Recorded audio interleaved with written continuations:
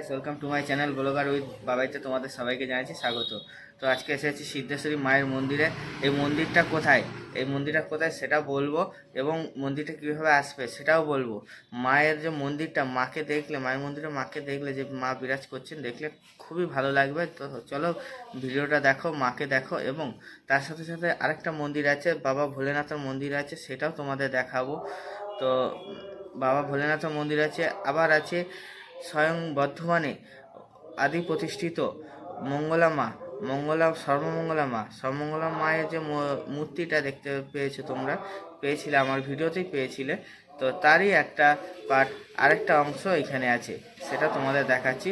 তো চলো বন্ধুরা, তোমরা যে রাস্তাগুলো দেখেছো, এই রাস্তাগুলোর মধ্যে দিয়ে তোমরা আসতে পারবে এই মায়ের মন্দিরে ঢুকতেই বাঁদিকে যে দোকান আছে, ওই দোকান দিয়ে তোমরা প্রসাদ বা ঠাকুরের ভোগ বা তোমরা মালাও পেয়ে যাবে।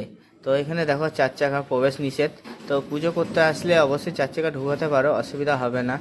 তো দেখো তোমাদের নিয়ে যাচ্ছি, আশা করি ভালো লাগবে। অনেক বড় এরিয়া জুড়ে মন্দিরটা আছে। তো ডান দিকে যে বটগাছের মতো দেখছো, ওইখানে 33 কোটি দেবতার বসবাস। এবং এই যে মন্দিরটা দেখছো, মন্দিরটা দেখাবো তোমাদের। খুবই জাগ্রত, কারণ এইখানে যারা ভক্তরা আছেন, তো এই ভক্তদের মুখেই শোনা, এতটাই জাগ্রত, কোনোদিন খালি হাতে কেউ ফেরত যায় না। কোনো না কোনোভাবে এই মা তাদের কোনো না কোনো উপকার করেই। তো চলো ভিতরে যাওয়া যাক। বন্ধুরা, এই মন্দিরটা আসতে গেলে তোমাদের কিন্তু আসতে হবে শক্তিগড় স্টেশন থেকে 10 মিনিটের রাস্তা ধরে আসতে হবে তোমাদের এই মন্দিরটাতে। বা তোমরা বর্ধমান থেকে আসলে শক্তিগড়ের ল্যাংচা হামগুলো পার করে, ল্যাংচা দোকানগুলো পার করে তোমরা আসতে পারো। মাকে তো দেখাবো, তার আগে চারপাশটা তোমাদের দেখাচ্ছি, যেরকম প্রতিটা ভিডিওতে তোমাদের দেখাই। তো চারপাশটা দেখাচ্ছি, দেখতে পাচ্ছ পুরো রাস্তার উপরেই মন্দিরটা আছে। তোমাদের আসতে কোনো রকম অসুবিধা হবে না, কারণ কোনো গলিগালা কিছু নেই, পুরো রাস্তার উপরেই আছে এই মন্দিরটা পাশে। তো চলো মায়ের তো দর্শন করাবো, সাথে সাথে আরও একটা মন্দির আছে পাশে, দেখতে পাচ্ছ। তো ওই মন্দিরটাতেও তোমাদের দর্শন করাবো। ওইখানেও অনেক ঠাকুর আছেন। মন্দির কখন খোলে এবং কখন বন্ধ হয়, দুপুরে, সকালে, বিকেলে, সব পুরোটাই এখানে টাইম টেবিল আছে। তো আশা করি তোমাদের আর অসুবিধা হবে না। এই টাইমের মধ্যে পারলে এসো, তাহলে মায়ের দর্শন তোমরা পেতে পারবে। এই দেখো সেই সিদ্ধেশ্বরী মা, খুবই জাগ্রত মা। তোমাদের আরেকবার বলছি, ভক্তি নিয়ে আসবে, অবশ্যই ফল লাভ পাবে। তো যাদের যা সমস্যা আসবে, আশা করি ফল লাভ পাবে, কোনো রকম অসুবিধা হবে না। এই হচ্ছে মন্দিরের বাইরের দিকটা। চলো এবার ভিতরের দিকটা যাওয়া যাক, এই দিকটা। তো মায়ের দর্শন তো তোমাদের করালাম, তবে ভিতরের দিকটায় গিয়ে আরেকটু ভালো করে তোমাদের দর্শন করাচ্ছি। এটা হচ্ছে বাবা ভোলা মহেশ্বরের মন্দির আছে, বজরংবলীর মন্দির আছে, আর সেই মা, যে মায়ের কথা তোমাদের ভিডিওর প্রথমেই বলেছি, সেই মায়ের মন্দির আছে। মা সর্বমঙ্গলা মায়ের মূর্তি আছে আর কি। তো চলো ভিতর, অলরেডি আমরা ঢুকে গেছি। তো তোমাদের প্রথমে দেখাচ্ছি স্বয়ং বজরংবলীর যে মন্দিরটা আছে, সেই বজরংবলী ঠাকুরের দর্শন করাচ্ছি তোমাদের। তো চলো এদিক দিয়ে তোমাদের যেতে হবে। এই মন্দিরে প্রবেশ করতে গেলে মন্দিরের যে গেটটা, দরজাটা বন্ধ আছে, তোমাদের জন্য আমি খুলে তোমাদের দর্শন করাচ্ছি, অসুবিধার কোনো কারণ নেই।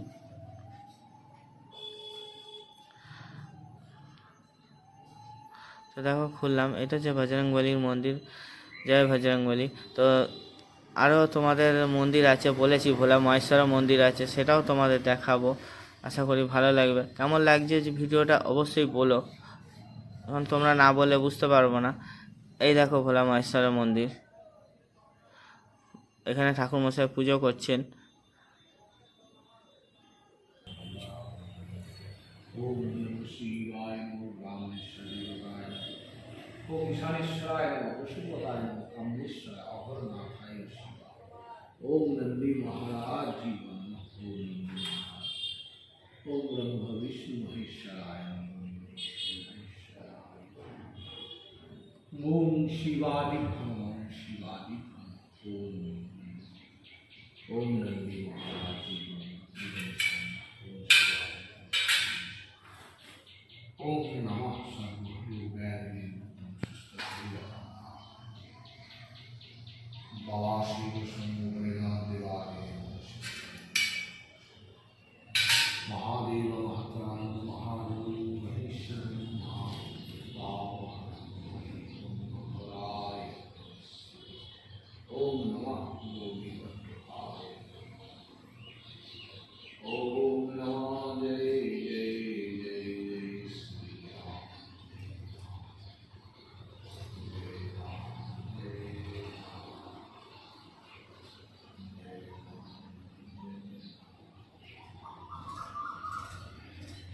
অবশ্যই বলবে তোমাদের মন্দিরগুলো কেমন লাগলো। তো এই দেখো নন্দী মহারাজ যে মন্দিরটা তোমাদের দেখালাম ভোলা মহেশ্বরের মন্দির, তো তার বাইরেই আছে এই নন্দী মহারাজের মূর্তি দুটো আছে। এটা যে মন্দিরের বাইরের দিকটা এরকম ডিজাইন করে করা হয়েছে। এই মন্দিরটা কিন্তু 400 বছর পুরনো মন্দির। আরেকবার বলছি 400 বছর পুরনো মন্দির, সেই রাজার আমলের মন্দির, রাজারা তৈরি করে দিয়ে গেছেন এই মন্দিরগুলো। এটা রাজাদেরই একটা ইতিহাসের ভাগ বলতে পারো। তো চলো, একটা পিছনে একটা বড় পুকুর আছে যেখানে ভাষণ দেওয়া হয়, ঠাকুরের ভাষণ দেওয়া হয় এবং কাজবাজ করা হয়, সেটা তোমাদের দেখাচ্ছি। তো চলো, এই যে পুকুরটা দেখতে পাচ্ছ, এই পুকুরটাও কিন্তু অনেক পুরনো পুকুর। এই মন্দিরের সাথে সাথে এই পুকুরটাও অনেক পুরনো। তো দেখতে পাচ্ছ কতটা ফাটল ধরেছে, তবু এখনো আছে। তো দেখো এই যে পুকুর, এই পুকুরের মধ্যে বিভিন্ন রকম কাজ করা হয়, যেখানে ধরো ঠাকুর ভাষণের ব্যাপার আছে বা অন্যান্য কারণ আছে। তো এটা হচ্ছে মন্দির প্রাঙ্গণের পুরো মাঝখানটা, যেটা দেখো 33 কোটি দেবতার বসবাস বলেছিলাম, সেই বট গাছটা। তো অবশ্যই বেশি আর বাড়াবো না, ভালো লাগলে অবশ্যই আমার পাশে থাকবে, লাইক শেয়ার কমেন্ট করে পাশে থাকবে অবশ্যই। এই সেই গাছটা প্রায় 250 বছরের পুরনো এই গাছটা। তো বন্ধুরা, আশা করি তোমাদের ভিডিওটা ভালো লাগছে। তো এখানেই রাখছি, টাটা। দেখা হচ্ছে আবার পরের ভিডিওতে, আরও সুন্দর সুন্দর ভিডিওতে।